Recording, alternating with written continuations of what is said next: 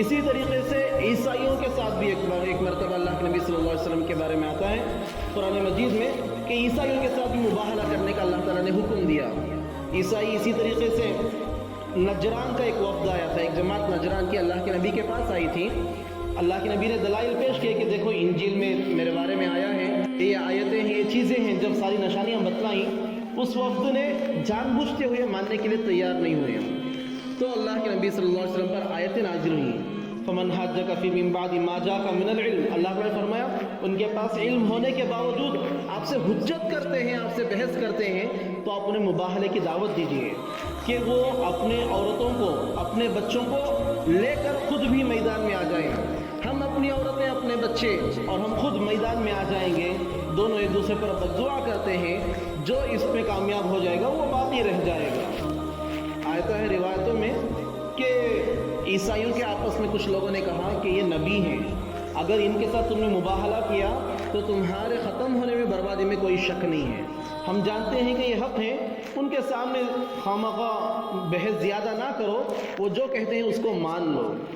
تب آخر میں اللہ کے نبی صلی اللہ علیہ وسلم نے شرطیں رکھی کہ ٹیکس دے کر، جزیہ دے کر آپ لوگ رہ سکتے ہیں۔ پھر وہ لوگ ٹیکس پر اللہ کے نبی صلی اللہ علیہ وسلم کے ماتحتی میں رہنے لگے تھے۔ الغرض یہاں پر یہودیوں کے لیے اللہ تعالیٰ نے یہ فرمایا کہ جنت جب تمہارا ہی گھر ہے، تمہاری جاگیر ہے، تو تم موت کی تمنا کرو، یعنی سوال کرو اللہ سے کہ اللہ اگر ہم حق پر ہیں تو ہمیں بخش دیا جائے، اگر ہم ناحق ہیں تو ہم پر موت طاری ہو جائے۔ اللہ تعالیٰ نے حکم دیا کہ نبی اس طرح ان سے کہہ دیا جائے۔ جب اللہ کے نبی صلی اللہ علیہ وسلم نے ان سے یہ کہا کہ تم موت کی دعا کر لو، سوال کر لو، تو کوئی تیار نہیں۔ اللہ تعالیٰ فرماتے ہیں کہ یہ آیت کے پیچھے ہی یہودیوں سے کہنے سے پہلے اللہ تعالیٰ نے دوسری آیت نازل فرما دی تھی، وَلَن يَتَمَنَّوْهُ أَبَدًا، وہ کبھی بھی ہرگز اس کی تمنا نہیں کریں گے، وہ کبھی موت کا سوال ہی نہیں کریں گے، کیونکہ انہیں حقیقت میں علم ہے، وہ دل میں جانتے ہیں کہ وہ ناحق ہیں، وہ جانتے ہیں حقیقت میں کہ وہ جھوٹ کہہ رہے ہیں، وہ بس آپ سے ضد میں اڑے ہوئے ہیں، وہ جانتے ہوئے اپنے موت کی تمنا کا سوال وہ ہرگز نہیں کریں گے۔ اللہ تعالیٰ نے آیت بھی نازل فرما دی تھی۔ یہاں تک آتا ہے، حضرت ابن عباس رضی اللہ عنہ فرماتے ہیں، روایت ہے کہ اگر اس دن یہودی اگر یہ سوال کر لیتے، اگر یہ مباہلے کو مان لیتے، تو اللہ تعالیٰ تمام یہود کو اسی دن ختم کر دیتے، سب پر موت طاری ہو جاتی۔ یہاں تک فرماتے ہیں حدیث میں ان کے تھوک سے ہی ان کا گلا گھٹ جاتا ہے، ان کے تھوک سے ہی اللہ تعالیٰ ان کا گلا گھوٹ کر ختم کر دیتے، دنیا میں کوئی یہودی نہ رہتا۔ مگر وہ لوگ وہاں سے چھپ کر بھاگ لیے اور انہوں نے مباہلے کے لیے اپنے آپ کو پیش نہیں کیا، لہذا اللہ تعالیٰ انہی آیتوں کو بیان کرتے ہیں۔ پھر آگے اللہ تعالیٰ فرماتے ہیں وَلَتَجِدَنَّهُمْ أَحْرَصَ النَّاسِ عَلَىٰ حَيَاةٍ، یہودی ایسے لوگ ہیں کہ یہ لوگ تمام دنیا کے انسانوں میں سے سب سے زیادہ زندگی کی جینے کی تمنا اور خواہش رکھتے ہیں، یہ زندگی کے بڑے حریص ہیں، انہیں مرنا پسند نہیں ہے، بلکہ یہاں تک کہ ان میں سے کچھ لوگ ایسے ہیں جو یہ چاہتے ہیں کہ انہیں ایک ہزار سال کی عمر دے دی جائے، ایک ہزار سال کی عمر دے دی جائے تاکہ وہ لوگ جہنم کے عذاب سے بچ سکیں۔ ان لوگوں کے اعمال ایسے ہیں، ان لوگوں کے جھوٹے دعووں کی وجہ سے، تورات کی خلاف ورزی کرنے کی وجہ سے، نبی کو تکلیف دینے کی وجہ سے، اللہ کے نبی صلی اللہ علیہ وسلم کو مارنے کی، قتل کی کوششیں کی وجہ سے، قرآن کی خلاف ورزی، اللہ کے احکام کی خلاف ورزی کرنے کی وجہ سے ان کے اعمال جہنم کے لائق ہیں کہ انہیں جہنم میں پہنچا دیا جائے، اور انہیں بھی اس بات کا علم ہے کہ ہمارے اعمال سے ہم جہنم ہی میں جائیں گے، اس لیے وہ یہ خواہش کرتے ہیں کہ ہمیں 1000 برس کم سے کم عمر مل جائے، جتنا ہو سکے ہم جہنم سے دور ہوں۔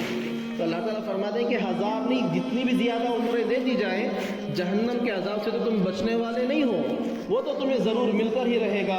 اللہ تعالیٰ تمہارے تمام اعمال کو بخوبی دیکھتے ہیں۔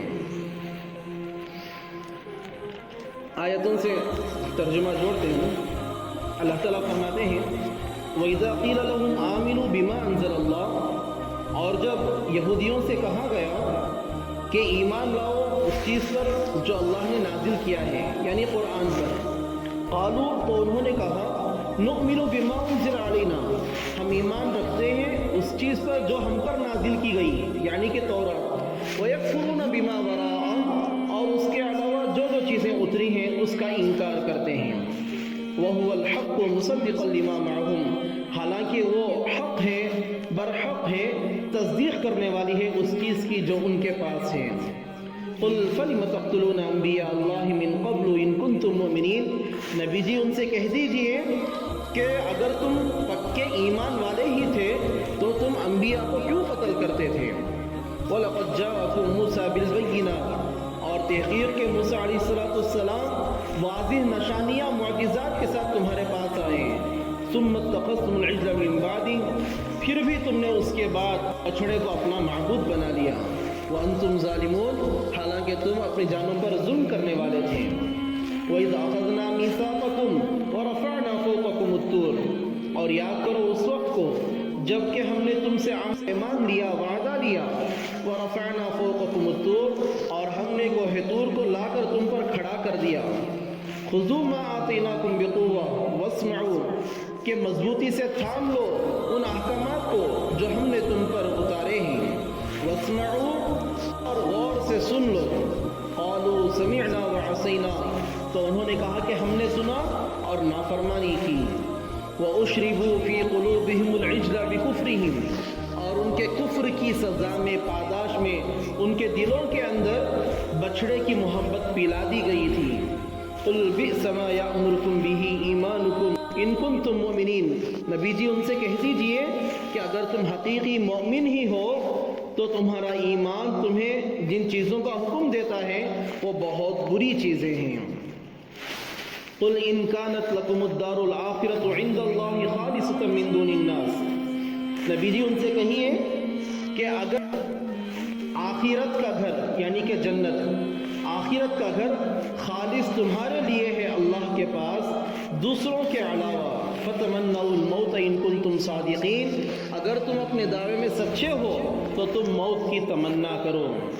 آگے اللہ تعالیٰ فرماتے ہیں وَلَن يَتَمَنَّوْهُ أَبَدًا بِمَا قَدَّمَتْ أَيْدِيهِمْ، اور انہوں نے جو اعمال کر کے آگے بھیج دیے ہیں وہ ہرگز موت کی تمنا نہیں کریں گے۔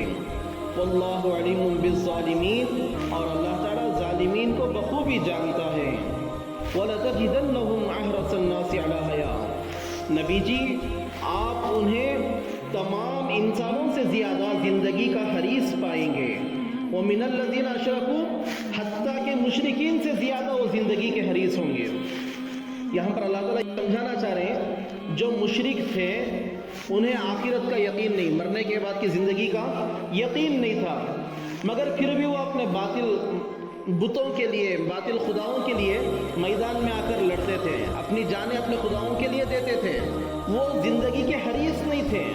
مگر یہ یہودی آخرت کا یقین تھا، اللہ پر ایمان تھا، موسیٰ علیہ السلام اور تورات کو مانتے تھے، مگر پھر بھی زندگی کے بہت زیادہ حریص۔